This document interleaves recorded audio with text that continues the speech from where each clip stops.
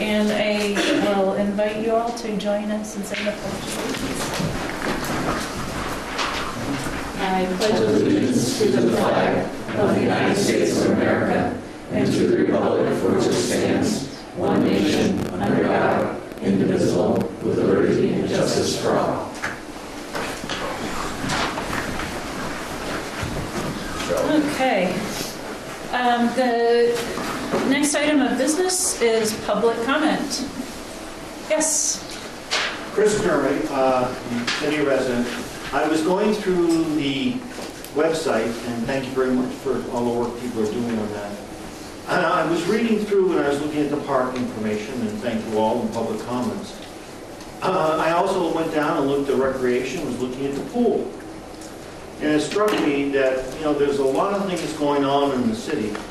And as a citizen, I was sort of like, I'm going to use the word report card, but that's not quite right. Some sort of planning sort of device, so I could look and see, okay, this is what we think we're doing 1 year, 5 years, 10 years out. This is how we think this will affect taxes. This is where we think TIF will come in. I don't have a sense of it because, well, let's face it, the school just had us vote on that building, which was a great thing. But there are all these things, and people are concerned about taxes, and I think if we had a better picture, we might have more comfort with where the votes are going. So I really would encourage it. Now, the park, I think everyone I've talked to loves things that are going on in the park. But then when I was looking at the pool, the city pool, I'm thinking, you know, there are a lot more kids that get affected that than there would, say, the wading pool in the park. So I'm thinking, which way do I want to balance? And if I had a better overview or how things are planned to go through, I might say, yes, we can do the wading pool, and we can do the pool.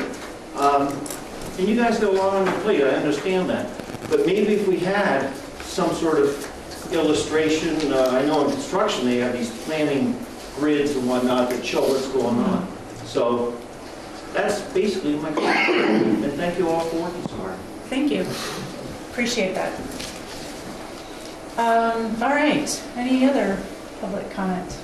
Seeing none. We've got a couple of agenda items around board appointments. The first one is for candidates looking to serve or continue their service on the downtown board. Our packets have applications from 4 individuals. I would ask those of you who are here tonight to come forward for the interview process. Maureen, Les, Sark, come on up. It's painless. Who else? Amanda, and for this one, Donna's not here. Let's see. I don't think Amanda not. Okay. So Amanda Lee's contacted me and said that she is sick and will not be able to make it tonight. Okay. I don't know about the status of Donna. Okay. Great. Well, So they don't have to be here. We don't have I know. What can I tell you? Well, it gives us a chance to say thank you for all that you do for our community. And as we prepare to fill the seats that are expiring, we're not looking to make this a drawn-out process. We've got your applications, and we appreciate those. We appreciate the service that you've delivered to the city in continuation of your service on the board. Is there anything you'd like us to be aware of, to know? Things that are going well? We'd like to continue. Laz has been great to be on the board with. No, it's great to be on the downtown board. It's just, you know, to be part of this community has always been great, and it continues to improve, and it's good to be part of it. It's a nice mix of people. They all work hard. They all care about what they're doing, and it's good to be involved. Thanks. Council members, questions, comments, or motions? Motion to appoint Maureen Brown, Donna Howard, Amanda Lease, and Laz Angus to positions on the downtown board. Second. Any further discussion? That is Maureen Brown, Donna Howard, and Amanda Lease to end on 2020 and Laz 2019. The way it states in the memorandum, yes. Okay. further discussion? All in favor? Aye. Anybody opposed or abstaining? Congratulations, thank you. Can I just say, Madam Mayor, before we move off of this, that I believe that Jeff Young's been on the downtown board for the better part of a decade, and I just wanted to thank you, Jeff, and acknowledge that you've done an enormous amount for the community, and I really appreciate having served with you for so long on the downtown board when I was there, and all of your years there, and then we'll be sorry to not have your voice there. Thank you. Thank you. Okay, next up, Development Review Board. And in this case, we have two applicants, Dick Thayer and Denny LaPointe. Good evening. Your turn for the hot seat. Good evening. Thank you for your interest. Thank you for the applications that you've submitted to give us familiarity with what your interests and backgrounds are. I'll give you an opportunity to introduce yourselves to us this evening and to share a little bit about what you'd like us to specifically know about your interest. Denny LaPointe, we'll start with you. All right, I'm a new resident in St. Albans. I arrived here 3 years ago after retiring from a busy business career, international at that. And I, from the beginning, I wanted to find some way to get more involved with the community, and mentioned it to one of you on the council. I wasn't sure where to start. But recently I had some interaction with the design review board, and that sort of triggered my interest in that process, and therefore I decided to submit an application for this position. Great, thank you. And Mr. Thayer. I'm been a resident of St. Albans for a little over 10 years now, and just retired from my second job after I retired from the state, and looking for something to do, and thought, I would like to get involved. You guys have done such a great job with the city and everything, and I said, I'd like to be a part of that. It'd be a good place to learn how to do it. And so I came to City Hall and looked at the vacancies you had and thought that the Design Review Board would be best suited to me, so that's why I applied. Thank you. Let's see, in terms of open seats, we've got, or expirations, we've got an open regular seat, a second alternate open seat, and then an expiration coming up for a seat that's currently filled. So I'll take a motion. Can I just ask a couple of questions? Sure, yep. Where's Chip? On our agenda item, there was a comment that Owen Manningham had expressed interest in staying on the board, but hadn't contacted you yet regarding that. Should we still be looking at that as a person who wants to stay on? There's 3 seats open. He's up. We have 2 open seats. We have 2 applicants with excellent credentials. I've emailed and spoken to Owen on the phone. He knows that the interviews for DRD were going to be today. He said he might not be able to make tonight's meeting. I had let him know that he should still send in an application if he's interested, but he hasn't sent it in. I think the council has a couple options. You could provisionally extend his seat to give him another month to come back before you. And there are still 2 open spots, one of them an alternate for the 2 candidates you see here today, if you so wish. But you do have, if you count Owen, you have 3 candidates, and you do have 3 spots, one of them being a second alternate seat. So that person would probably still get a piece of the action for recusals or meetings where people just aren't able to show up. So they're all valuable seats. Do you think that Owen didn't come tonight because he didn't want to be considered any further for being an applicant, and therefore if we put him down in an alternate seat, that would be best suited for us, or what's your recommendation? Last I understood, Owen was interested. I don't know why he didn't get me an application before now. I would suggest, since you've asked for my recommendation, and because he's been on the board along. Not reluctantly either. Yeah, right. I would suggest that you extend Owen's seat at least till the end of January to see if he wants to come before the council.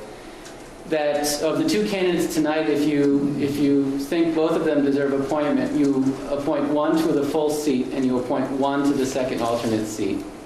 Once we know about Owen Manahan's intentions, at the January meeting or the February meeting, if we find out Owen would like to retire from the DRB, you could take one of the alternates and you could appoint them to a full seat at any time. You can appoint to a board at any time with a majority vote of the council. So that would be my recommendation.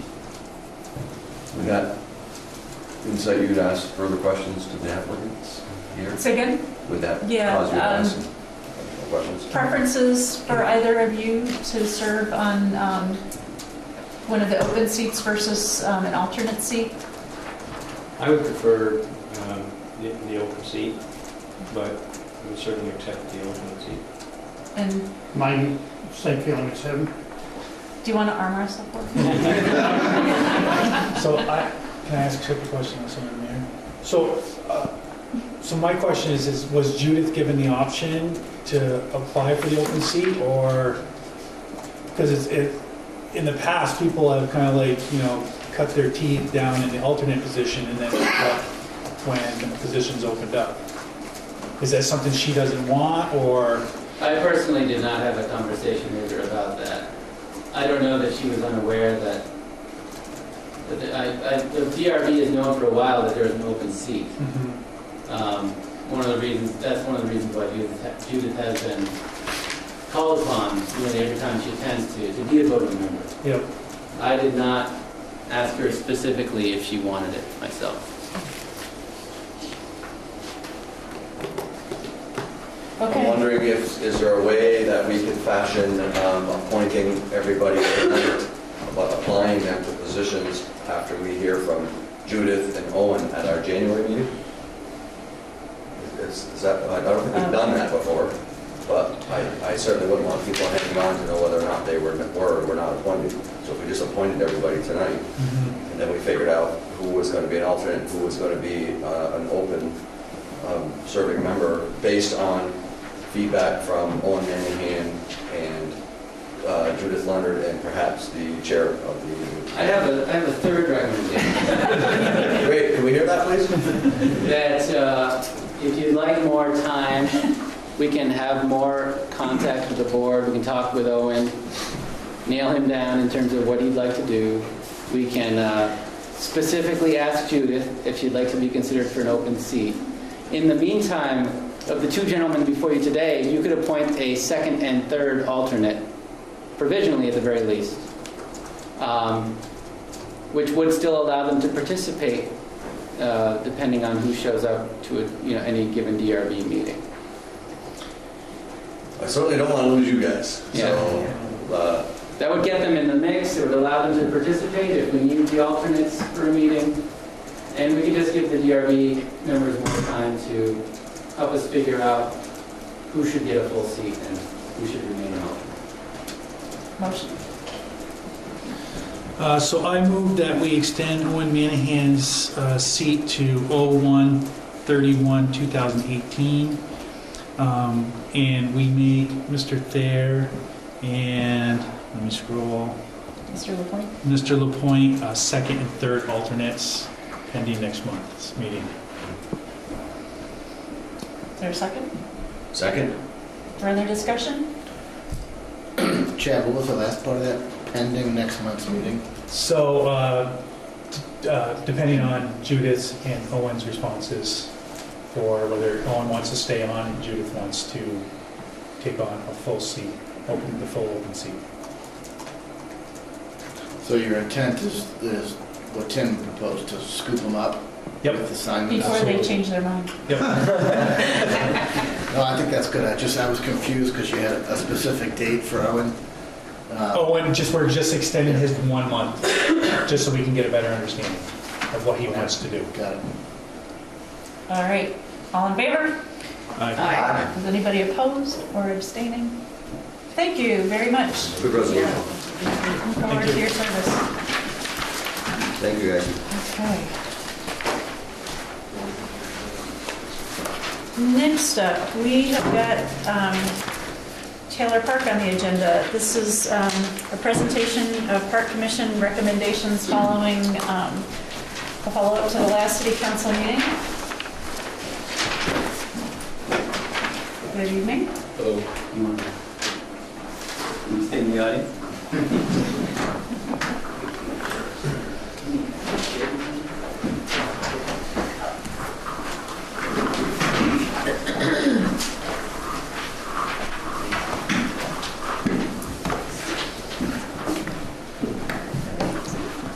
And I'd like to start out by echoing our thanks for the work that the Parks Commission has been doing to develop this plan. I think that while we heard a lot of comments, a variety of comments at the last meeting from citizens, what you've done is you've developed a plan that gives us something to provide feedback on and really invited public engagement in the process.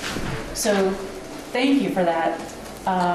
We're looking forward to hearing the presentation tonight and have appreciated the amount of feedback that we've all been getting on Taylor Park. It shows how much it means to this community.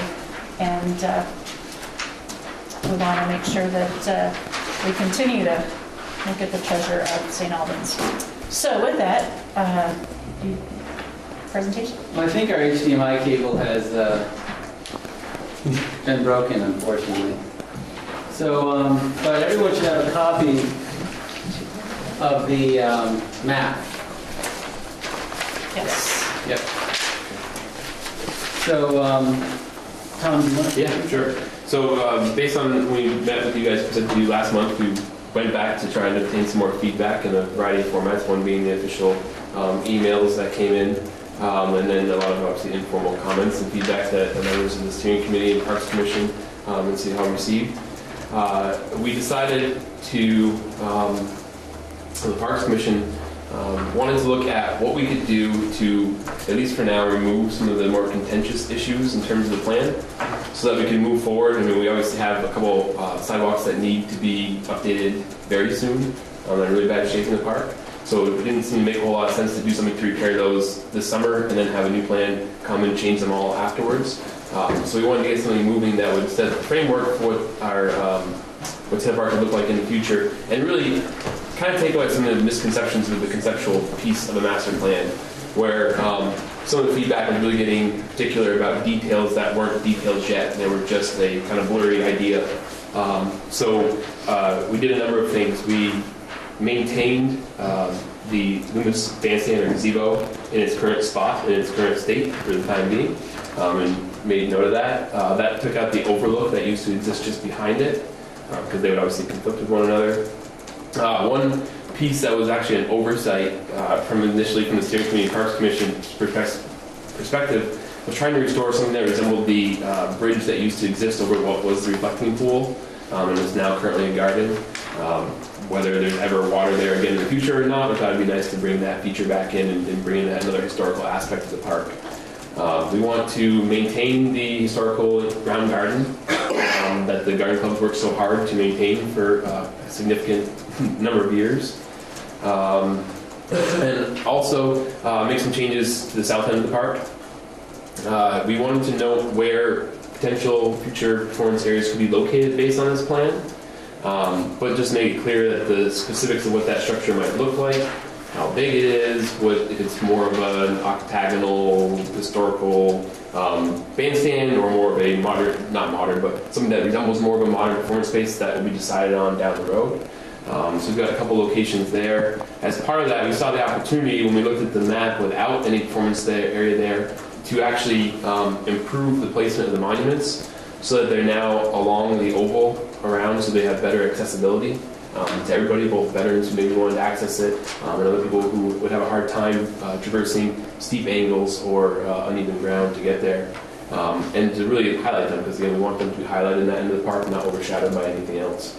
And finally, having another issue, another topic that was contentious, that had a lot of feedback from both sides, was the splash pad initially, and then the interactive water feature. So we're looking at ways to include something that we had some people bring to our attention, how that provided an accessible feature to the city that doesn't have any for certain kids in any of our parks in any way. In addition to the other positives that it could bring in terms of jogging, people to stop in town, etc. So we didn't want to remove it from the plan, but again, like the performance area, we wanted to mention where it could generally be located, identify a location for it. And we decided in the area where you cross the street from in front of Twigs, and that sort of a little more formal entrance there, there'd be a way to create an access potentially from the oval into that little garden area and have sort of a contained space that would be useful both to any kids, but some other people who have a variety of disabilities that might be take off running away and stuff. And so we thought that might be a good compromise to fit the needs of people on both ends of that spectrum. Yeah, that's the main parts of the changes and the reasons why, and overall, yeah. Did you talk about, I'm sorry, I'm forgetting, the configuration of the sidewalks? The oval walkway? In more capacity. Say again? The oval itself, like Yeah. why the oval, or? I thought there was some reference to it in the notes that we got. I can't recall specifically. Accessibility became a theme at the last Parks Commission meeting based on some of the public input, which led to a great discussion on the topic, both about the interactive water feature, like Tom says, but there was note made of the fact that the oval walkway, while the oval walkway is viewed as many as a nice aesthetic feature for the park. But that's a bird's eye view. When you're actually in the park, it has two or maybe three main advantages. One is that it can be used to link a lot of the different walkways together. And the second is that, lacking corners, it's really well suited for taking a stroll in the park. It could be part of purposeful walks or fundraisers. You don't have to turn corners. It has advantages in that case. But also because it's round, it provides actually a more accessible way to take on the west to east slope of the park, because you're taking it on a diagonal gradually. Almost like a switchback allows you to do when you're going up a mountain. We did get public comments, for and against the oval walkway, but the Parks Commission supported it. Personally, I like it as well because of what it adds to the park. Thanks. I also want to note too, one of the things we took out, barring any performance area, there's no need to have the sidewalks that cross through the southern end of the park. So we removed those at this time. They're dashed in there to show where they were and where they may be if people started following the sight lines across and didn't follow the oval around, or if we put in a feature there that required them. But for the time being, we removed those as well. All right. Thank you. I would just like to add that this is a point that Laz made at the last City Council meeting. It's something that we've been reminding everyone involved in this effort as well, is that this is a conceptual plan. It is a very beneficial exercise to engage in before we undertake any major improvements in the park, because this, once approved, and once we take ownership of this could become a guide for, when considering any one improvement to the park, how it might interact with other improvements in the future, so that we can plan that everything interlocks really well. But it's not final engineering, and it's not final design, and it doesn't obligate the city to do much at all until the city decides to undertake any of the ideas that are in the plan. And that point was discussed at the Parks Commission meeting, especially with the performance area. Now, the consultants at Wagner Hodgson Landscape Architects came up with a very nice concept for the performance area that was presented at the last City Council meeting. And it's hard to present something on a plan without giving it some sort of, an idea, this is what it would look like. But that was, in many ways, it was also sort of taking the bull by or getting a little ahead of itself, because anything like that is going to have to enter the final design stage. And there are many ways in which some of the concerns about the performance area can be taken into account in the final design stage. There were concerns about ambient noise from traffic on Fairfield Street.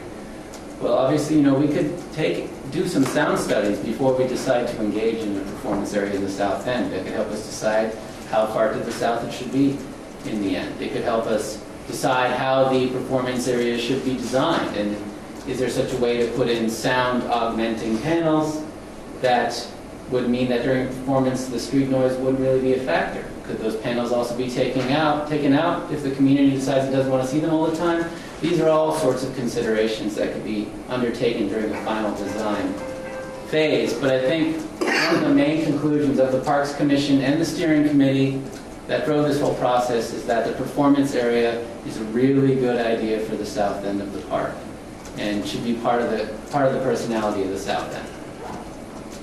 Thanks.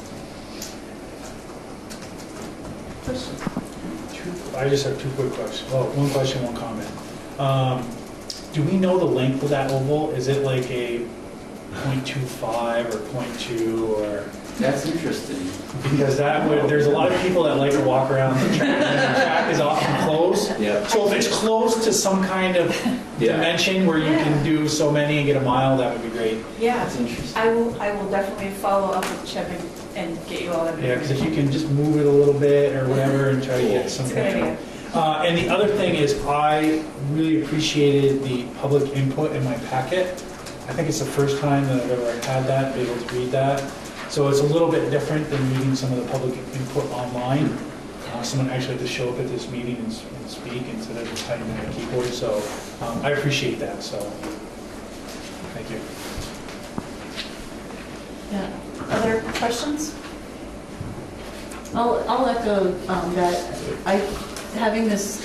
Trying out this new process to get online feedback was really helpful, and I hope that we'll be able to encourage that more and more in the future.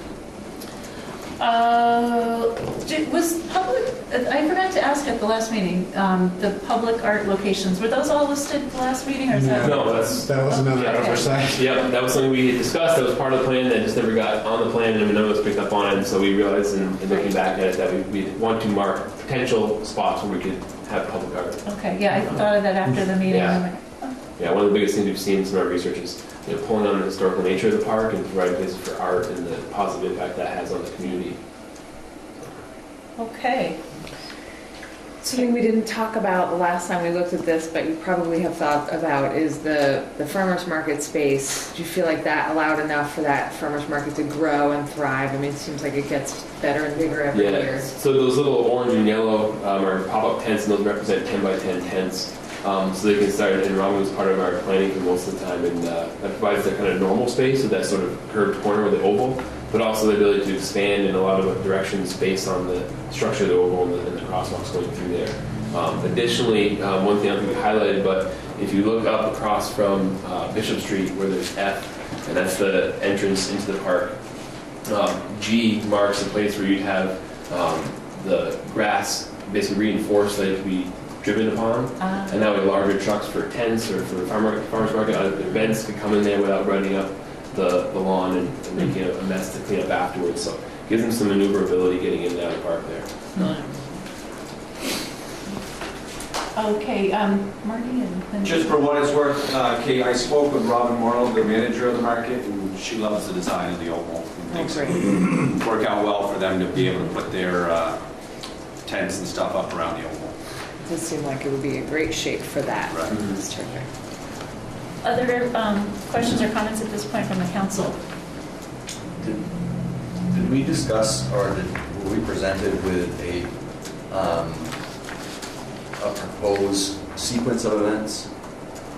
No, what we've decided to do is bring this before you now so that it could get your blessing, and then the consultants would know what they're working on for conceptual estimates and the phasing recommendations. So the if this is approved by the council tonight, the consultants will basically use this as a guide to finish the master plan. We'll say we know what we want, and then they'll come up with the estimates, suggestions for how we could tackle certain parts of it. Stormwater, and some of the civil engineering. And that will be the information that the city can then use to prioritize what we might want to tackle first. And if there are some things that are going to have to wait quite a while because of funding realities. But we would know all that conceptual information based on what we decided we wanted to see on the map. But there will be some things that will have to get done first before we can do something else. And Yes. we'll have a sequence of events Right. like that. Yeah. And would you remind me, to this point, am I right, the planning was supported through a grant from, is it Agency of Commerce and Community Development? Yes, this master plan project itself is funded by a municipal planning grant from the state. Okay, and would that cover the planning that would happen after council approval tonight, or is that separate? Yes. Great. Anything else on this side? I think we've got some public comments. Yes. I'm David Barber, and I'm on the planning commission. I don't speak as the chair, but just something for the councilors to consider as a matter of process. I did attend their recent Parks and Rec Commission meeting, and I actually can support this compromise revised master plan. They took input, and I think they listened to members of the community. The online feedback, I think, was important, and others, other groups' concerns. They had the veterans representative at the second meeting. I'm not going to go over everything that's mentioned on the plan, but as a matter of process, I just wondered if the council would consider delaying a vote of approving this plan until January, start fresh, because after all, it's in dead of winter, everything's frozen, we're not going to do anything. I don't think a month makes a difference, but as far as the process, the Parks and Rec Commission got to come back and revise their own plan, which they had approved and forwarded to you, and the Planning Commission voted 5-1, me, the one against, for the previous plan. And I just wondered if we could see it again at this month's Planning Commission meeting, and I could talk to my fellow planning commissioners and maybe have them vote again on the revised master plan before it goes to you for your approval. Because they got a chance to second guess themselves, or to correct themselves, or to give it a second look or second whack, depending on what you want to say. And I just would like the same courtesy with my own commission, our own commission, and I just don't think there's a rush. First, it could be the first just okie dokie in January. You don't have to go through another hearing to just say after the planning commission is weighed in. And then as far as again, some of the elements, I just think they did a good job. They kept the historic garden, and they kept the splash pad but relocated it, so we didn't have to sacrifice the round garden. And they kept the historic gazebo, and didn't have to sacrifice as many trees, but allowed for potential future, band shell or open pavilion in one of two locations. I wanted to ask the architect, because you didn't actually label them at the last meeting. When you say potential future performance-based location A and location B, is that just an A and B, or is that a priority? A would be the priority space and B would be the less favored space? It's just A and B. It's just A and B. Okay. I wasn't reading too much into that. I guess that's it. Thank you. Appreciate the comments. Other public comment? Yes? Chris Derby. Two things. In the votes for our sidewalks, the community was we were very much behind the concept of doing the sidewalks throughout the city. The second thing that I heard a lot about were trees. And I did ask at the last council meeting if we were going to address trees, because trees in the neighborhoods affect the neighborhoods a lot. So our park at the moment looks very good. The ladies certainly are celebrated. So my question is, the trees in the neighborhoods. We can do a quick update on that. Dom, where do we stand? The council has made tree replacement a priority in terms of increased budget allocations, but also staff has undergone a tree inventory that will be used in order for us to make decisions moving forward. I'm just not sure where that stands right now. That's a pretty good summary. Most of the tree replacement has followed our construction projects. We increased the budget last year by 5 or 10 grand. Most of that planting occurs in the spring. So I think we're still moving in that direction. There's only so many trees you can plant in a year and only so many projects you can manage. So, I think Chris's larger policy point that we need to budget more funds for replacing neighborhood trees, whether we replace the sidewalks or not. Is that where you're at? Well, it all goes together. And I started off tonight talking about the overall view of things, because I'm not trying to, I just, thank you. Yeah. That point's well taken, Great. Okay. All right. To the point of I think this is great. I really am very appreciative of the work that you've all done to take in feedback and present this new plan. To the point that the Planning Commission weighed in on a previous plan, and I'm interested and open to providing that opportunity again, unless there's a pressing need to approve tonight. Is there, Chip, does it delay? What's the implication? The grant runs out in the spring, in April.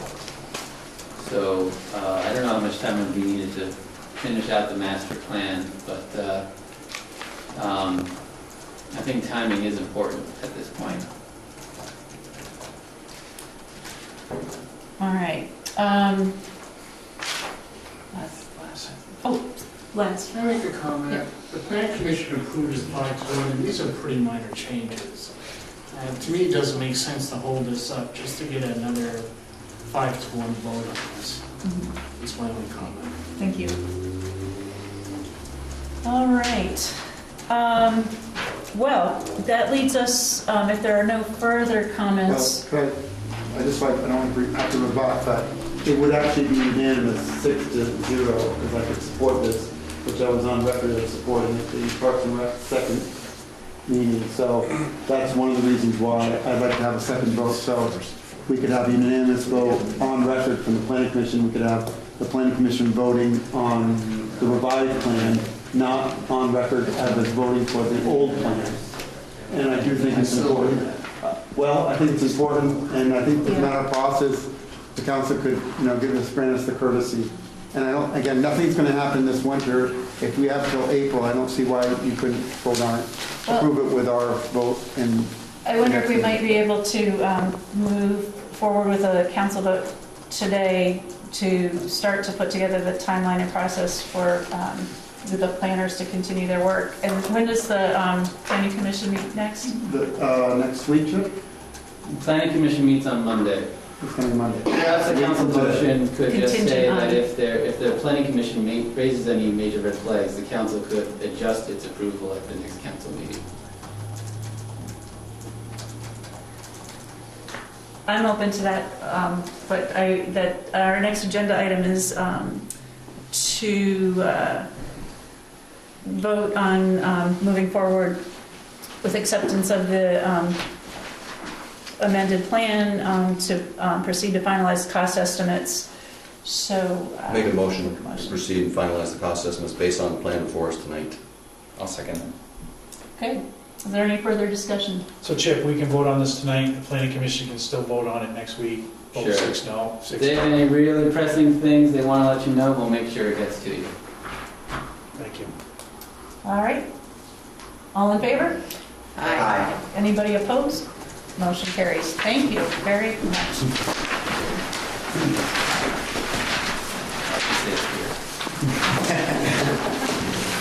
Now, we got some readings.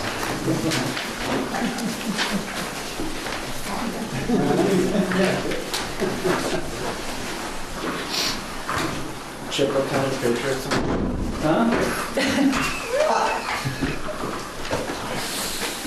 All right, Chip. First reading of stream corridor amendments to the land development regulations. Yes, thank you. So my memo provides some of the updates or some more information that was requested from the when the first reading began. It's being continued tonight. This is the stream corridor, right? Not the stormwater management. Oh, did I say the wrong thing? Stream corridor. Okay, good. Yep. So the if you go to basically the second page of, no, actually I'd start at the beginning of the third page, the first page of the memo. We received some public input at the last council meeting. I thought it was important to make the point that the input that the council heard at the last meeting was the exact same input that the planning commission had already heard. And the planning commission had already made adjustments to what was originally drafted in response to those public comments, being simplifying how you delineate what a stream corridor is, and the requirements for what you can do with a lawn in the riparian buffer area were relaxed greatly based on the public input that the planning commission received over the course of 8 meetings. So, the planning commission feels that, and myself, I feel that these proposed rules have been responsive to property owner concerns. There were questions from the council about the effects of these rules on aesthetics and property owner burdens for compliance. And that's definitely a concern, but stream erosion is a threat to any property along the brook, and many of the property owners that we encountered said that, the stream can be an issue sometimes. Sometimes the banks fall in, the stream always wants to move, and that can be a constant challenge. And the riparian requirements of these drafted rules are actually basically the recommended thing to do as a property owner along the brook to try and reduce that stream bank erosion. Lawns no shorter than 3 inches. That is one of the basic requirements in these rules for lawns in the riparian buffer area. 3-inch lawns are recommended as healthy lawns that can't be fertilized. And obviously fertilizing with phosphorus is generally seen as not a very good idea, especially in an impaired watershed like ours. So, the 3 inches can be attained with any standard lawnmower, and it's actually a recommended practice for a healthy lawn. I don't see that being an overly burden on any landowner. The prohibition of storing brush and cuttings in the riparian buffer area. I have a place on my property where I store, leaves and old cuttings and wood and stuff, branches, I mean to talk to you about that too. Yeah, sorry. It's gotten so bad, it's gotten all the way up to Smith Street. And I recognize that it's recommended that we not have these along brooks, or certainly within that 15 feet, because it can be carried up by a storm, it gets into the brook, and now that stuff becomes phosphorus, it doesn't help with the bay. So one of the ideas, I proposed is programmatic. The city's certainly going to help folks deal with these requirements. The entire city, everyone's going to be touched somehow by our MS4 permits, by the stormwater requirements that are coming down the pipe. We've known this is coming for some time. So we've started a conversation about what the stormwater program should be in the city. We talked about the stormwater utility idea a couple meetings ago. And I think we can find ways to help people. If there are folks who have no place to store old branches on their property, then the city can help them out. We can help them get it to Hudax. I hear that the solid waste district is also going to, the solid waste district takes wood and other yard clippings at many of their sites, and that there will be more. And we, we will help folks out in dealing with these new rules. Limiting people's ability to cut trees. That's an important one. Keeping those trees and their deep roots along the banks, that's also one of those things that's going to help the stream from eating up your backyard or your side yard. And I redrafted and I highlighted it in yellow. But you'll see when we go all the way in, I made it a little bit more approachable. It says a permit's required to remove any healthy native trees of 2 inches in diameter from the riparian buffer area. And when considering such a permit, the zoning administrator shall take into account the ability of the property owner to access the stream and care for the property, other vegetation that will be left in place. So if you say there's this one maple over here I'd like to take out, well look, I got 5 other maples. The ZA will say, okay, fine, you can take them. And maybe any vegetation that could be added to replace the trees.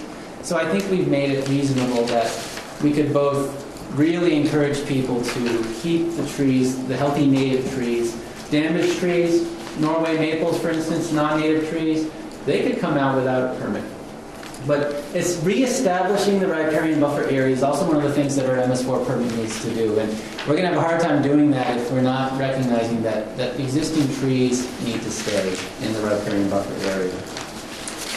Other ways the city can help, we are supposed to be providing technical assistance to property owners that would like to reduce erosion, treat stormwater, and like I said with my earlier point, if we have folks who have questions, who would like to do more, or who are having trouble with the burdens of the new stormwater rules coming down the pipe, our stormwater program is specifically supposed to help folks out with those issues, and we will do so. There was also another question brought up about it seems unfair to grandfather this parking lot in the stream corridor over here, where now my lawn in the riparian buffer area, I can't cut it more than 3 inches. I should just build a parking lot so I can be treated the same as that parking lot person over there. And I recognize that, but they're not similarly situated. It is a lot more to go and tell someone you have to tear up your parking lot than to turn to someone and say, hey, your lawn now has to be 3 inches. It can't be 2. And I just don't see that as, it's certainly not, it's not a taking, it's understood that it does seem unfair, but you'll notice that in the rules there are provisions where the DRB could tell someone, and the next time they come for a site plan, saying, if you could easily park these cars outside the stream corridor, we're going to have a conversation with you about discontinuing your parking lot here and relocating them there. And I think we are looking at reestablishing the stream corridor and the riparian buffer area, including the impervious areas, and they're not just getting a free pass.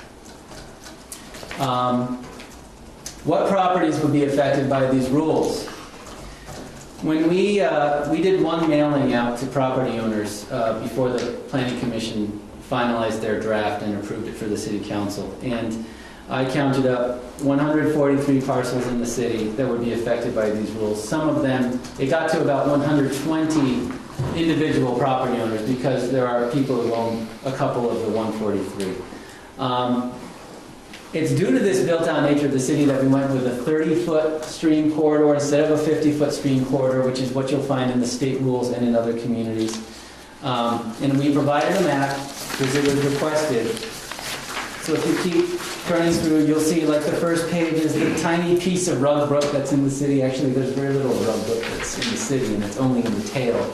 But then there are some other, pictures. Grice Brook and Stevens Brook, they share the same standards. And the blue area is that stream corridor, the 30 feet, and then the green area is that riparian buffer area, which is just the 15 feet. And you'll see there are a lot of properties touched by this, but by and large, it's area that's already not impervious, it's area that's already people's lawns. And I think that that this is something that is not only a good idea for a property that's along the brook, because the brook's always going to want to move, but it gets back to the fact that there's a reason why we're required to do this by our MS4 permit, and that less impervious area and reestablished riparian buffers are going to help these streams get out of impaired status. They're going to help St. Albans Bay. And, it's the right move. Great. Thank you. It was a helpful explanation of the changes. Looking for comments or questions from the council? I'd like to see a list of the properties. A list, not a picture. Okay. Each individual property. And I think it needs to be part of the ordinance. It needs to be posted in the town clerk's office. And that way, when someone is going to buy a property, they understand that the property is subject to this rule.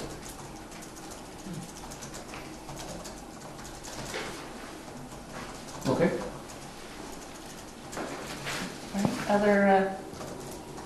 Other comments? City clerk's office, right, Tim? Yeah. Okay.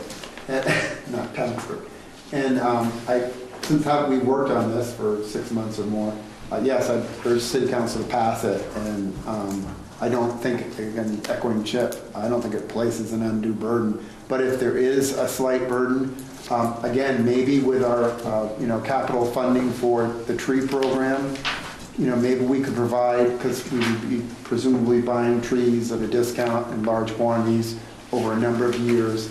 Maybe we could provide homeowners along Brooks the ability to buy, a 1-inch or potted or something tree, hey, if you buy 10, you get a discount to the city and, we'll drop them off with the truck. Something to think about, in the idea that it would encourage people to replant along that corridor if they hadn't already done so, if they can afford to buy trees. Thanks. So. All right. I'll take a motion to accept this first reading. I move we approve the first reading of the stream corridor amendments to the land development regulations. Second. Further discussion? All in favor? Aye. Anybody opposed? Motion carries. Thank you. Next up, we've got a first reading of the stormwater management ordinance. Thank you.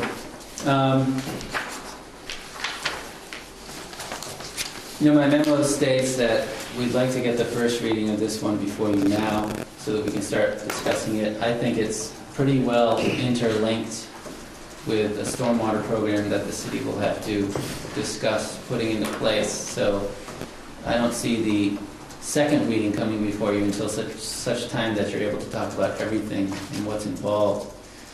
But one of the requirements of our MS4 permit, of all the MS4 communities, is that we are supposed to carry out regulation of construction and development that extends the state's stormwater permitting process to properties that aren't large enough to require a state permit. And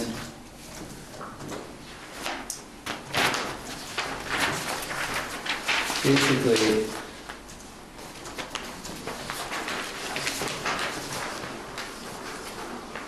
if you go to the page 3 of the memo, right at the top, the context in that is that projects resulting in more than 1 acre of land disturbance and resulting in an acre or more of new impervious surface need that state stormwater permit. They go to the state. They do it now, today. But projects that result in more than an acre of land disturbance but result in 1 acre or less of total impervious surface under these rules and under our MS4 permit would now require a stormwater management plan approved by the city using the state standards. And then projects that disturb less than 1 acre of land and result in less than 1 acre of total impervious surface, they need a simplified stormwater plan approved by the city. And only if they would result in the redevelopment or creation of more than 1,000 square feet of impervious surface. So that's the gap that the state MS4 permits require us to fill. And I'm sorry, Chip, I missed the notion. So you're looking for first reading approval now so that we're prepared at a later date to do the second reading, which is triggered by what? These regulations would require resources provided by a stormwater program, such as the stormwater utility that we introduced to the council earlier. It would require some additional staff effort, possibly the use of consultants. If we go through the sections, one of the things that we're supposed to do, under Section 6, every MS4 community needs to have a program to look for illicit discharges into their stormwater system. That could be someone's floor drain that should be going to a sewer, but somehow is connected to stormwater instead, so chemicals in that building can get to our stormwater system. It could mean someone's sewer, when we separated a line, somehow didn't get disconnected from stormwater. We do find here and there that there are people's homes that, due to some oversight way in the past, their sewers actually go into the stormwater system, so we disconnect those whenever we find them. We're now required to have a very active program that actively looks for these potential sources of pollution in the stormwater system. Oftentimes consultants are used because you often need to test the stormwater to figure out what you're looking for, like is it E. coli, is it something that's chlorinated, for instance. And there'd have to be, ongoing monitoring of the discharges, reporting of what we find. We have to work with property owners to eliminate anything we find. And so, that's just, it's a required program we need to run. It's a little bit more than we currently do. So, and you'll see the same thing when we talk about the, regulating construction and development. It's more than we currently do now. And some of it is, it can get technical. And so we might need to make more use of consultants for doing things like helping people with their plans, coming up with stormwater treatment on site, doing the monitoring and the site inspections and the certifications. So this is normally part of what a community would consider their stormwater program. And so since there's a lot here, we thought we would get the first reading in now so we can start thinking about this. And when we're ready to discuss what the city's stormwater program is going to look like, we could finalize this with, the second reading or however many more readings the city council wants. Okay. Thanks. Yeah. Mike? Chip, do communities in the state that have done this, what kind of split do they typically see with the sort of technical reviews that you're talking about in order to look at compliance between the stormwater program that they have and the applicant? And what kind of costs do people run when they're doing like a typical, putting a house on a residential 1 acre lot and, cutting the trees and doing that kind of thing? Like, would these steps add a lot of expense? I mean, what's the practical reality for somebody who's doing a development that would be covered by the gap? I don't know the data in terms of average expense. I do know that if you're building a house, then part of your existing permitting fee is already going to be based on a percentage of the new construction value you're putting into that project. And based on what we've seen for new houses, new garages even, that I doubt that these added costs would it's hard to say, but the city council is going to be able to decide how much of this you want fee-based based on an application and how much you want supported by a stormwater program. And we can get that data on what we think the likely per project cost could be. In terms of the technical aspect of this, a community like ours normally starts out by using more external help and expertise, but over time it's possible that as our own staff becomes more familiar with stormwater management, we could start doing more and more of the work in-house. And we can set that up to the council's liking as well, in terms of how we want to, the sort of roles and who does what over time. All right. Public comment? I just, one for Chip, when you say the gap is that acre, less than an acre, we're not as concerned, but more than an acre. How many properties are more than an acre? I'm thinking like the Food City Plaza is more than an acre, with the parking lot and the buildings. And of course, the North Main Street Shopping Center with the Rite Aid, that's more than an acre with the buildings and the parking lot. But how many, and maybe Myland is more, certainly, but like how many properties, 24, 38, are lots hundreds? Are there hundreds more than an acre? Because like my little lot is not, and most city lots are not, they're, if you counted everything, it would be less than, even with the driveways and the garages and the houses, it's a lot less than an acre. I mean, we never talked about that. Well, that's a good question. I would agree that it doesn't seem like it would be a lot, but we can get a number on that. Just curious. Yes. Why would we care? Why do we care? If they're more than an acre, shouldn't they have state jurisdiction? Well, it's possible that they could engage in a project where they dig up more than an acre, but they don't create that much impervious, which would mean they wouldn't trigger state permit. They would be in our laps under these new rules. I did look at, and I provided it in my memo in bold, I looked at, what's the implication in terms of how many people would have to deal with these new rules. And I'm probably overestimating because we don't often ask total square feet of disturbance, total square feet of new impervious. We don't include it in our regular record keeping. We'd have to go through permit by permit. But so far this year, Dave has issued 208 permits. 54 of those could possibly require the erosion, controlling erosion during the project, which is things like making sure dirt doesn't go off-site. And I included at the end of this the low-risk erosion, the low-risk site handbook, which has standards for erosion that Public Works follows, most construction companies follow. It's not going to be too onerous, I don't think, on projects. Only 5 of the permits that we've issued so far this year could possibly require the post-construction stormwater management, like putting in a rain garden as part of the project or something like that. And of those 5, we don't know how many would have had to go to the state anyway. It's hard to tell how many of them would require a regular stormwater plan approved by the city versus a simplified one. But it's not many projects that would require the stormwater treatment after the project is over.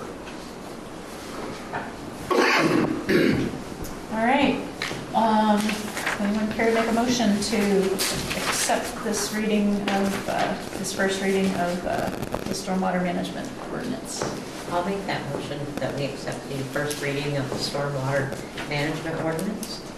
Is there a second? Second. Any further discussion? All in favor? Aye. Anybody opposed? Abstaining? Motion carries. Thank you.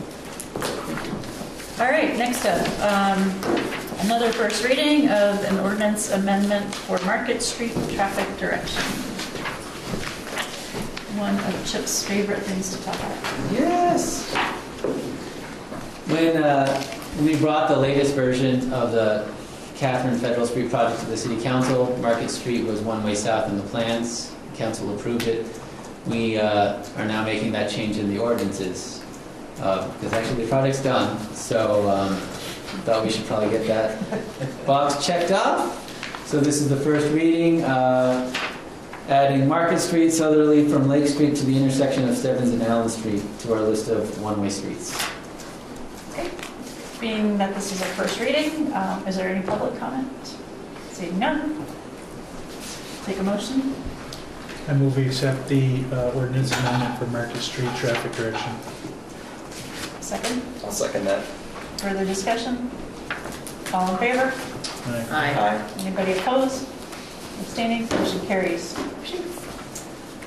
All right. Designate Market Street for E911. So, we've known Market Street for a long time, but actually when you look on the state's town highway maps, it's not even named because for a while it's technically been railroad land. And remember there used to be a big sign at the end of Market Street that said, use at your own risk. Don't you remember seeing that? Yeah, I remember growing up seeing that.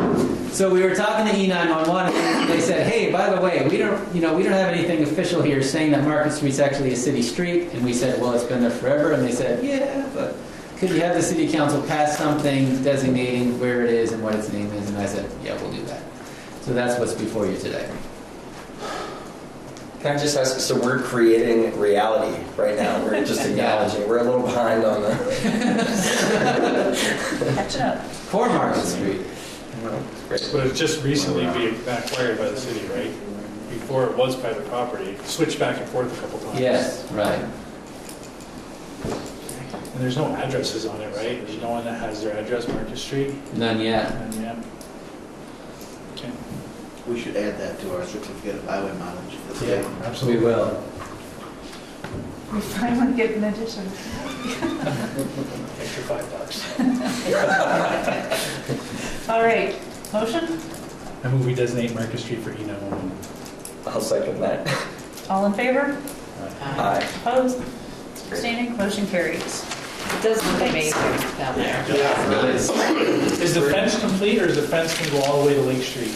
Fences go all the way to Lake Street. Does it end where it ends right now? I think so. Okay. Yeah. Thanks, Chip. Thank you. All right, city manager report. Okay. There's a proposed policy in our packet with a companion memo that outlines our existing practice for settling lawsuits and appeals, in which the manager's job is to keep the council up to date, has the authority to settle disputes, and is called to use his or her judgment in deciding what needs to come to the council and what is de minimis and can be settled on his or her motion.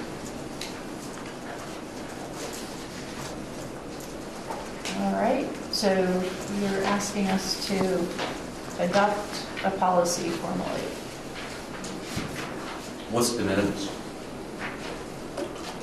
Like it goes to the way, it goes to the weight of the matter, you know, and it depends on what it is. For instance, we regularly settle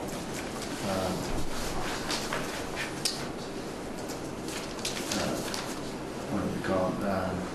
People who get flat tires, you know, and we regularly settle employee matters and say we're negotiating your initial determination and you're resigning, and we're going to give you an extra 30 days to throw it to help you exit gracefully. What isn't de minimis is something that has policy ramifications. So when we settled the lawsuit that Peter Martin had alleged, for instance, certainly something as major as the town, water and sewer, the environmental court appeal. The way we've generally operated is in our monthly meeting, if there's something going on, I brief you on it, figure out the parameters of where you think we ought to be, and then try to go cut the deal within those parameters. What some communities do is they bring it all back to the public body, and then you always get a headline over what you settled for, which has a way of encouraging, in my experience, future lawsuits. The budget contains allowances for the payment of insurance deductibles. Is that broken up over different line items, or is it, I can't recall if it's a specific line item? Yeah, it's spread out, and it's certainly within across the funds. Is it in the admin cost center? It's actually got a general fund, and water and wastewater, they're separate lines, because we tend to have a little more there because of things like race and impact to house or physical blockage. So the manager certainly can't appropriate funds that don't exist. And the manager certainly can't settle things that have policy ramifications or political ramifications. But we've never had a council ratification of all of those, and there's good reasons not to. But every time I'd say to, we get some new lawyers assigned by insurance counsel, and we'll negotiate a deal, and they say, well, it has to go back to the council. And I say, well, no, it doesn't. I just briefed them 2 weeks ago on this. Look at that. And they say, well, where's the policy? Okay. And is there a mechanism for documenting or recording the decisions that you make? Well, that's in the settlement agreement. So if there was ever a question about something, the action is recorded. Yeah, I mean, it's always, essentially this amounts to the manager being the signatory. It's the manager's neck who's on the line. If the manager signed something and didn't brief the council on it, you usually only get the chance to make that mistake once. And then it's the settlement that provides the record of what we agreed to. But with this policy, you don't have to come to the council, right?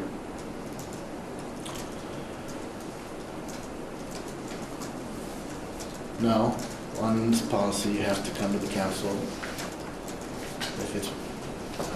if in your judgment, it's big enough that requires you to come to the council. Whose judgment? The manager's judgment. I'm not saying that to be crass or anything, I'm just saying, your judgment may be okay, someone else's judgment may be not okay. Agreed. I think that's kind of the nature of the beast. Yeah. But once we adopt the policy, what are we going to do? Revoke it for some city managers and keep it in play for other city managers? No, I think you say, hey, I think you shouldn't have settled this. I think this is something that you should have checked in with us on. But at that point in time, it's too late, right? Maybe. It's too late. Do you want to put yourself on the hook for that? I don't think this is different than what we do. Do you think it is? Well, I think it gives us an out if we make a decision that isn't beneficial for the city. Well, you have a parent authority, no doubt. But with us giving you this, it doesn't give us an out, really. And we could be in breach of other agreements if we want to take action upon ourselves to make sure it doesn't happen again. My intent was just to codify what we regularly do. And I think what we regularly do is okay without having to do this. I think this is a lot. And I wouldn't want to decide it today without the other ward being here, not being here.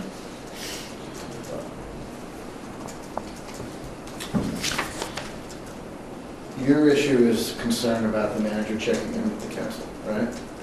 It depends on who the manager is, too.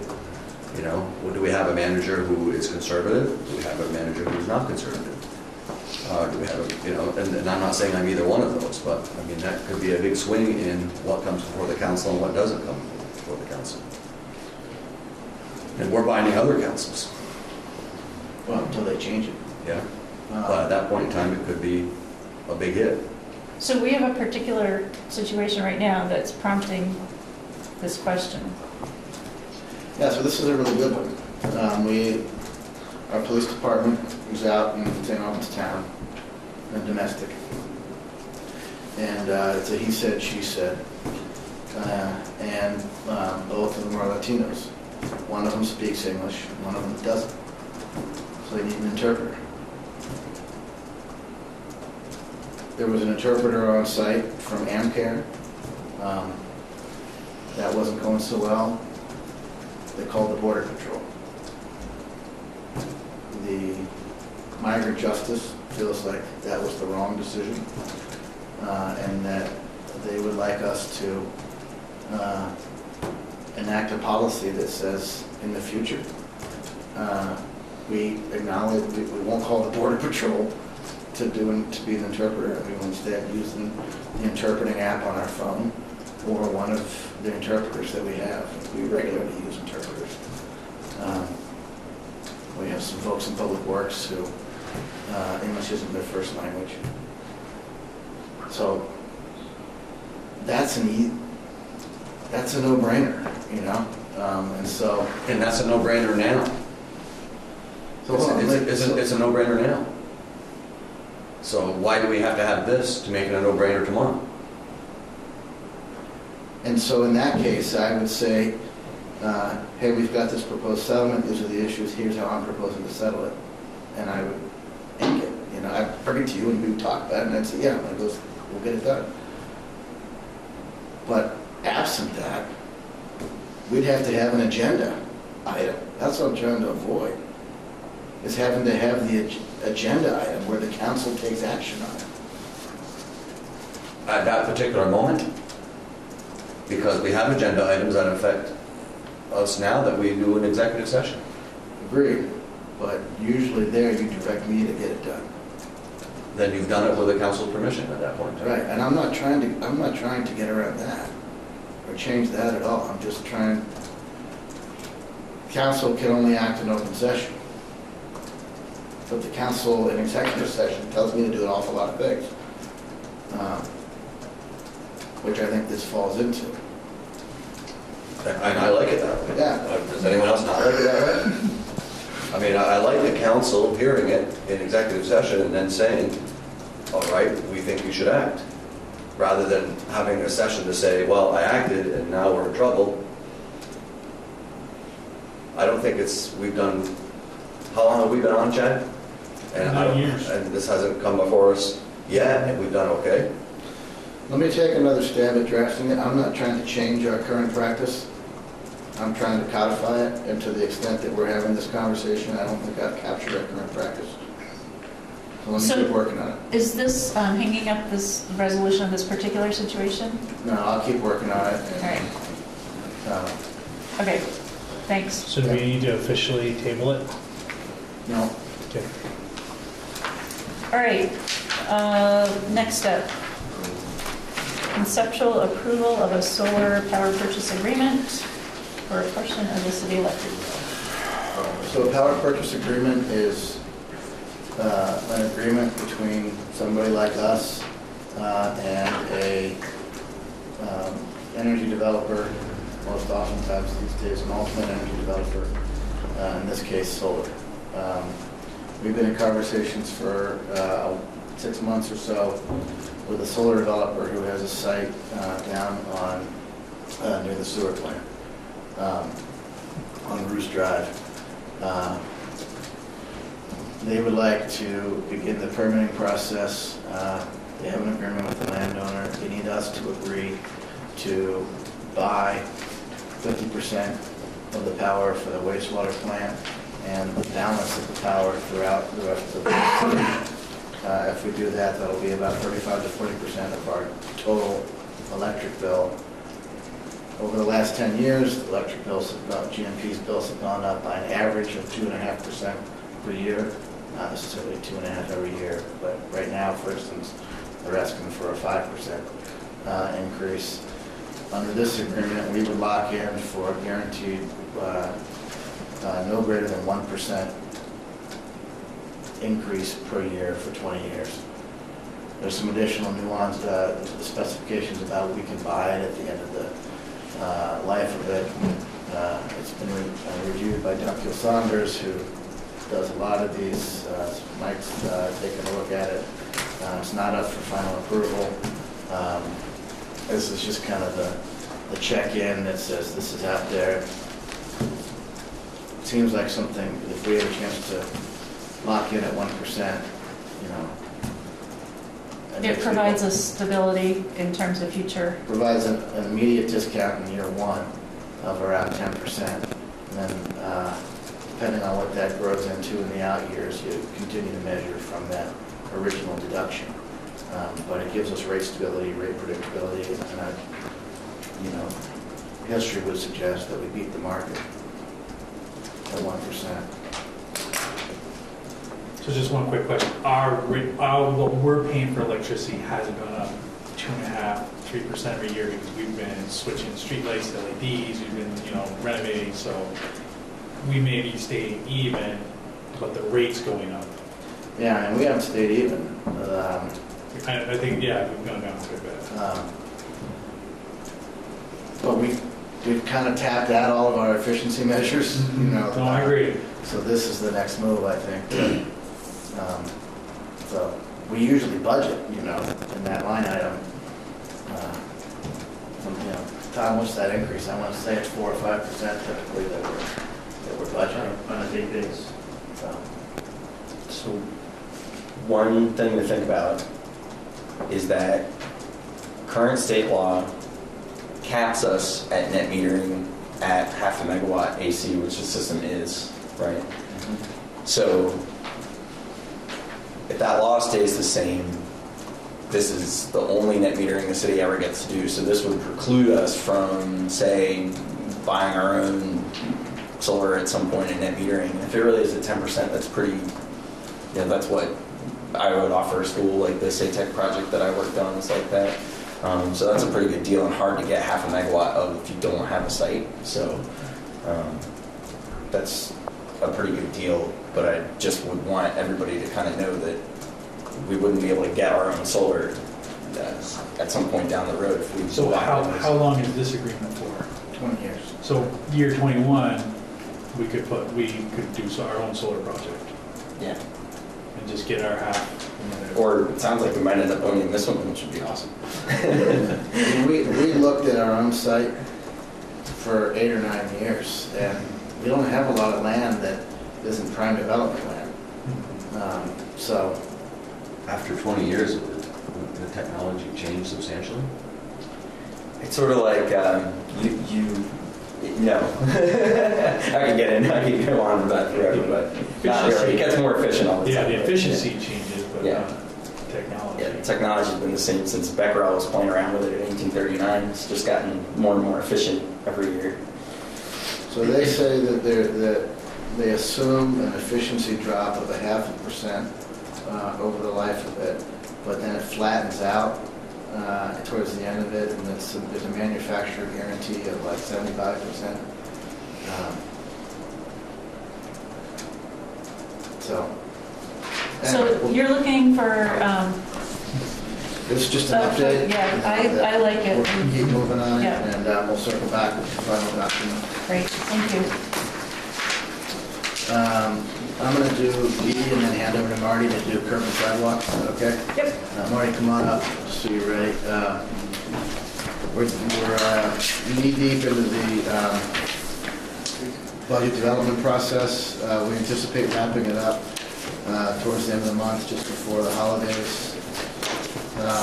In years past, we've met with the Finance Committee the first week of January, and then started our council process at our regular meeting the second Monday.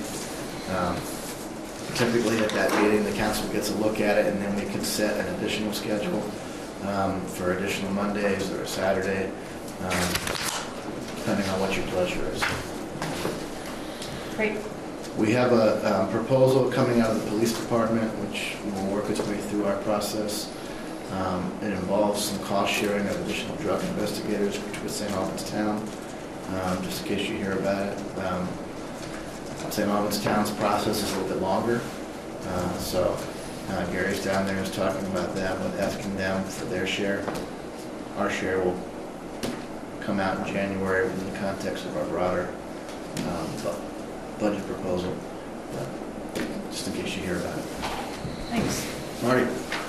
Okay, so in your packet, you had the overview of what we're proposing to do next year, 2018. And then tonight, I put in front of you what we did this year in 2017 as a comparison, and also a breakdown of the streets we're proposing to do in 2018, sidewalks and curbs. So this proposal adds about, based on last year's project where we did Lake and Main, North Main, South Main, and Lake, we're adding about 12% more curbing as a result of what we're proposing this year on the streets that have curbing, replacing the curbing. It's pretty straightforward as far as the streets we're doing. It's based on the survey that we did several years ago, sidewalk survey and the condition. And we did, everything was concentrated on the west side last year. This year we're gonna hit the east side. Bishop Street, Forley Street, Farrar, High, Messenger, Rubley, Upper Newton. Sidewalks and curbs on most, if not all, of those streets. We met with the engineer today, Peter Cross, and he had a bunch of questions. Speaking of trees, there's a lot of trees that are probably going to be impacted on this project as well, that are currently damaging the sidewalk, lifting the sidewalk up. They're planting too close to the sidewalk. In some cases, we're going to try to go around the tree. If it's in decent shape, then looks like it can survive. But a lot of these trees that are going to be impacted have dead leaves on them now. Some are split. We're going to first talk to the homeowner, review it with them, and then if we can go around them, we will. If we can't, we have to take it out, we'll take it out. And then when we go in to plant another tree, it'll be strategically placed so it's not near the sidewalk, so when it matures, it's not going to damage the sidewalk. It won't be over their water line, and it won't be over their sewer line. A lot of cases where the lots are small, it's tough to get a tree there, so we may end up going somewhere else on the street to plant the tree. But I would entertain any questions. It's pretty straightforward. We I think, are getting it down to a science. What we did this past year was did an average of 8 feet per homeowner sidewalk. So when we put the sidewalk in front of the house, we would go up some, we did more. If it meant going an extra 2 or 3 feet to finish the sidewalk, we would do that. If the sidewalk was in good shape and didn't need replacing, we wouldn't do any. Some homeowners requested we not do some owners requested we do a little more. It averaged out to work out all right. This year here, Cross has walked the entire project and looked at every homeowner sidewalk and determined how much we would need to do on each homeowner sidewalk. That's not to say when we get in some situations they may want to do more or less again, but it should be a little more accurate. We're going to try to get this out to bid this week, and they'll have until probably the 3rd or 4th of January to get the bids back. We're going to bid with the contractor we've done it with the last few years. We've also had a request from another contractor that has done work for us this past summer and previous on another project, so we're going to probably put it out to bid there as well.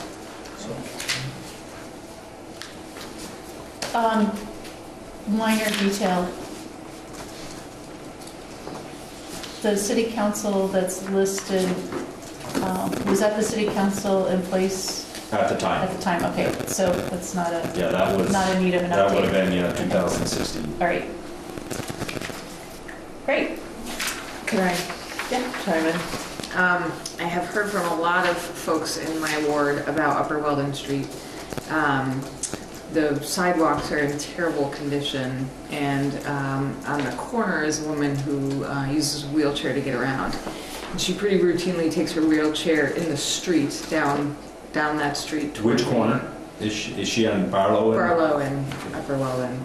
So, I mean, I know that we like to keep these in quadrants because it works a lot better, but the sidewalks on Upper Weldon are pretty, I think we sometimes have to patch them so that the plow can get through on the sidewalk. Yeah, and we did a section, I think a couple of years ago, in front of one property on Weldon that when we were in there doing some water sewer.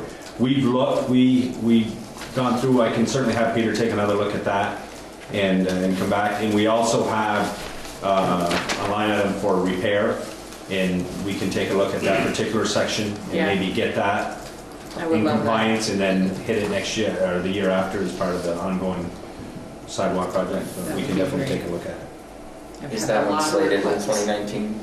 Pardon? We don't know yet. Right now we've just hit next year, but that would probably be, I don't think there's a whole lot left on the west side, so the theory would be to keep moving south and hit that.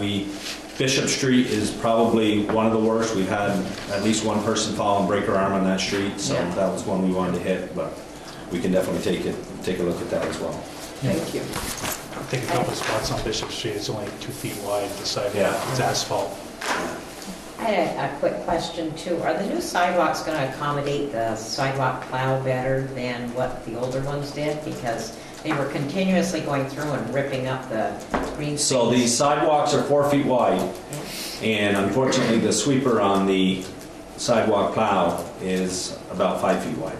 So they angle it, but as they're buying new equipment and replacing the sidewalk plows, they're looking at reducing that sweeper to accommodate it. The other thing I would mention is that the last 2 years, all the site work was done by the contractor. Next year, we're going to keep the site work in-house, and our crew is going to take care of that. We seem to have better luck at growing grass than the contractor does, so Alan thinks he can take care of that and follow that up follow the guys along the project. So. I think raising the sidewalk up, because a lot of spots, the sidewalk was so low and the grass was right up to the sidewalk and even growing over it in some spots, and now that they've raised it up, they've done Cedar Street a couple times and haven't And they touched. angle it too. Yeah, they haven't touched, it's above the lawn. Okay, good. All right. One quick comment. Marty, they finished Sawyer Street. We have a new sidewalk on one side, and only had a sidewalk on one side. And we got some new curbing. I just want to point about the curbing. They used precast curbs, which on my drives and walks around the city, I've noticed the ones that have gotten new curbing, they've used precast. And that must be saving us a ton of money, because you're not having to set up forms, you're not having the labor costs. They have these precast sections. They dig a trench, they plop them in, and it's a miracle. The biggest advantage to the precast is they can do it when it's raining. They can keep going without. It's so quick. They did the whole street. They didn't do all of the street. The section they did, like half the street on the east side, probably in a couple days. And one street I just want to do a shout out whoever did it, the crews and everything, and whoever supervisor. That street that runs parallel to the west of North Elm, from Lower Weldon to the access to the city school. What's that residential street? Sort of looks suburban. Behind it is the cemetery, the Finn Avenue. Finn Avenue. Boy, that came out great. They did the sidewalks on both sides, a new curb and new pavement. Right. And it just looks terrific. And people must be thrilled in that street. Most of them are. Never looks. Really? It's never looked so good. The other theory is to try to follow the project with paving next year. So the streets that we tore up and put curbs in, we would go through and cold paint and pave. Really good complaints, because that street looks great. All right. Great. All right. Thank you. Thank you. Motion to approve minutes, 11/13/17. Second. Discussion? All in favor? Aye. Anybody opposed or abstaining? All right, warrants. Motion to approve warrants 11/22/17. Second, Second. discussion? All in favor? Aye. Aye. Anybody opposed or abstaining? Motion carries. Motion to approve warrants 12/8/17. Second. Discussion? One quick one. I didn't see my name. I declined to approve a check for the 12/8 warrant, but I didn't see it in the warrant statement. I didn't see it. It had my name on it. So I made apparently $40 for helping out on the election day that I was unaware of, but I plan on donating. But I did not see it in that warrant, so it'll probably be in the next one. So just to make everyone aware. Got it. I would question that right off anyway. All in favor?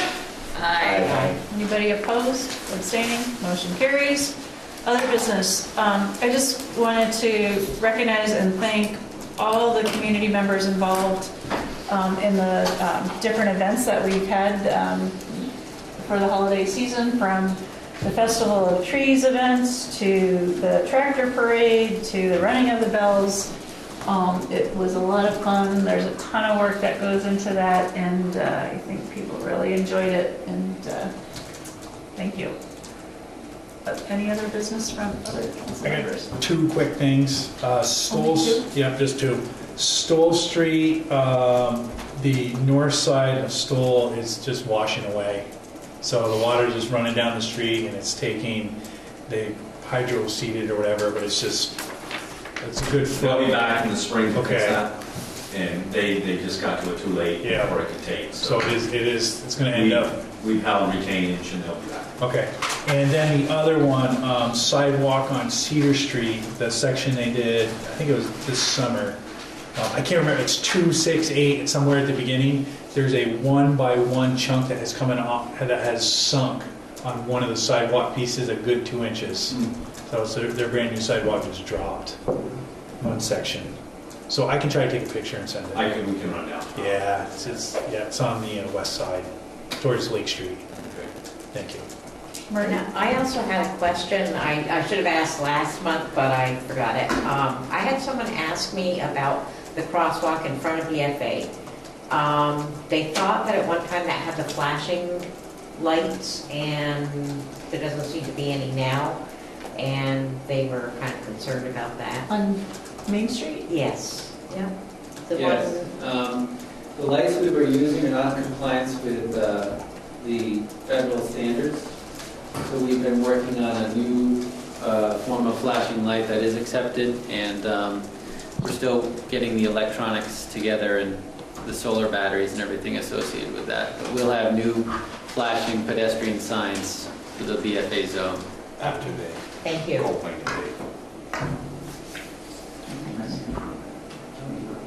All right. Mike? Madam Mayor, I thought I might mention that Alderwoman Madison and I are involved in putting on a New Year's Eve City Hall ball, and would like to invite everybody in the community to take a look. We've got stuff online about that. It should be a lot of fun, and definitely something that, if it goes well, we'll hope to do in the future. But that'll be New Year's Eve here at City Hall, and there'll be a swing dance lesson, a DJ for a couple hours, and then we'll have live music in the evening. I already got my tickets. Nice. All right. 3 quick ones though. Parking garage. Had a complaint, actually 2 complaints about people going to the bathroom in there. And my response was, well, we have cameras in there, so those people are probably going to get something. And the other is my own, because I use that garage. I'm seeing cars there in one spot longer than 24 hours. I see motorcycles that are covered up in there, in one spot. I didn't know that. I thought the rule was you couldn't be in one spot longer than a 24-hour period. Not in the garage. You can park there. Those cars have passes. I suspect they do. As long as they can leave their car parked in the same spot. Oh, okay. They want. I thought they were. We asked actually one gentleman who had his car in there, and he lives in the extended suites and works at the hospital and walked. We asked him actually to take his car out and wash it and bring it. He did. Yeah. He brought it back in, but we got a bunch of complaints thinking it was abandoned. But Yeah, that's a car. and I think I saw one of those ZZ Top cars there once with a tire flat for quite some time, too. That was probably an abandoned car that we pulled out of there, but we had to wait a certain time. We notified them and go through the process, and then once it's abandoned, we take it out. And just one more thing on the garage. I noticed from time to time, one of the entrances or exits are out of commission. What would happen if the other one went out of commission? Would we just go into default and disassemble just it? raise the gates? Okay. Okay. We've been working on that. Vendors coming up next week to hopefully deal with that. It's been the cash side, not the credit side. Yeah. Okay. The shopping center improvements that are going on. Sometimes I don't think the light system works properly. Is that on a? Are you talking the traffic light? Yeah. Yeah. Does that? Timer, what's not working? It's the signal for when there's a car there or not. I mean, there's no car at the shopping center. Sometimes I see the red light on for a while, you know, so I don't think it's working properly all the time. And I'm through that intersection. Not sensing the traffic come out. Yeah. I think Newton's the same way. The other day I just sat there on Main Street And waiting there was nothing going on. and on a red light and there was absolutely nothing. You were on Main Street? I was on Main Street trying to head south and it was just, I was at a red light for a long time and there's nothing going on. No cars. All right. They fixed the median between the main entrance and exit But the signs that are there, they did a good job fixing it, are just in the dirt and they're now, slanted. I don't know if they're still going to propose to do something with that or if they're done with it. I hope they're not. I can call. Okay. But it's starting to look more appealing. The other thing is, I had to call the police 2 weekends ago because I was confronted on Main Street on a walk from my house to my office about collecting money. And once I said no, I was followed almost all the way to my office. And then when I went in my office, a girl walking up the street was then confronted. So at that point in time... Same individual we've been discussing? Yeah, at that point in time, I'd had enough. But I've heard this same story time and time and time again. We've got to get this guy off the street. I don't know what it is we can do, but this is a menace to the public downtown. So he left for a short time to go visit his mother. Yeah. In return because he wasn't treated well by the police. So he has been no trespass ordered probably 95% of the properties in downtown. And the sidewalk is considered a public space. We have had a lot of interaction with him and are trying to work with him and come up with a solution, but it's a challenge. Yeah. His block is the main west side block. Yeah. From Hoyt Street to my street, or 7th Street. That's it. Yeah, we're... Chad, back to you. Yeah, a couple quick things I thought of. Someone told me the other day that the sensor, when it's really cold out and you hit it on the corner of Lake Main and Fairfield, it doesn't sense that you actually hit it. So I don't know if there's water behind there that's freezing. Our traffic guy's looking into that. Okay. He thinks it's wear and tear, but we need to get the parts. Yep. And then the one other quick thing is, in front of my lane, we have that blinking light, and one of the poles, I'm sure Alan has seen it, one of the bumper poles, to make sure you don't hit that, is bent right over, laying on the ground. So it looks like... One of the bollards? Yeah. So it looks like the plow, I'm thinking maybe a plow or something hit it. Probably town St. Albans. Yeah. Put their wing out when they go by. Liz, I thought it was one, sorry. Either one of you guys, what's going on with the ballet school? They went through a DRB, I think, either October or November, and are in the they were in there actually last week doing some. Did they pass their environmental assessment? I believe so. I haven't heard otherwise. It's been a long time, and I thought they were ready to roll. Yeah. They had some challenges with the cost of the elevator there, or the lift they were going to put in for the upper floors, so it changed their design some. So they had come back before the DRB, but okay. Moving forward. Thank you for that. Chad? Nope. All right. All right, take a motion to adjourn. So moved. Second? I'll second. All in favor? Aye. Thank you.